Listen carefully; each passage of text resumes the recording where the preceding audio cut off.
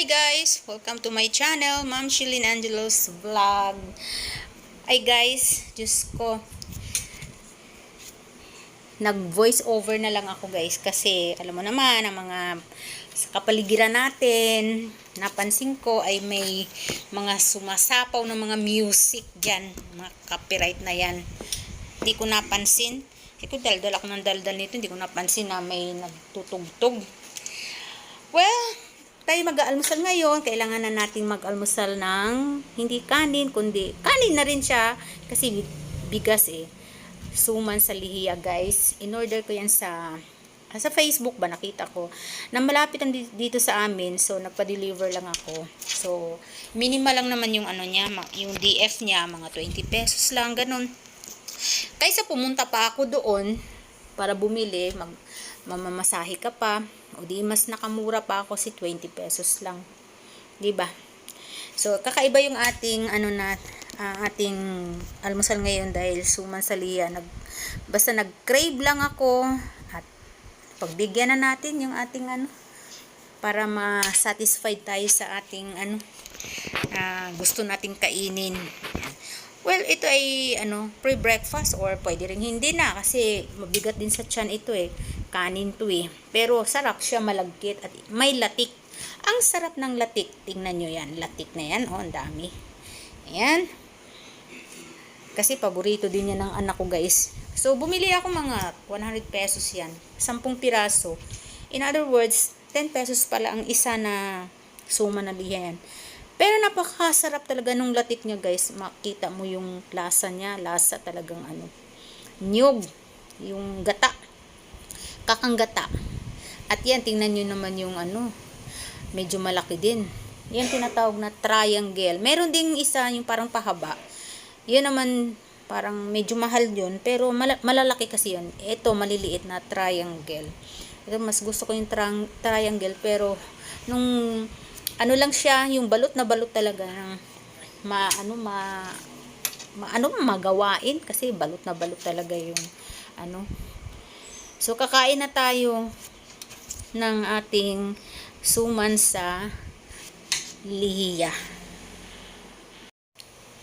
Naku, masarap din siyang i-partner sa kape guys. So ang kapartner ko diyan ay kape guys. Panapansin ko lang na di ba pagka matamis kasi sinasawsaw mo siya sa latik, tas ay inom ka ng kape mo, parang tatabang yung kape. Hindi eh. Iba ang ko na lasahan ko eh. Kape talaga, may tamis.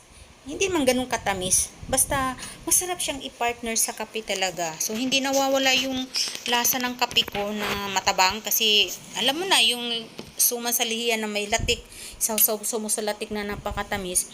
Hindi man siya nawala yung lasa kung matamis sa kape ko. Kaya maganda ang nangyari kasi talaga masarap yung kain ko.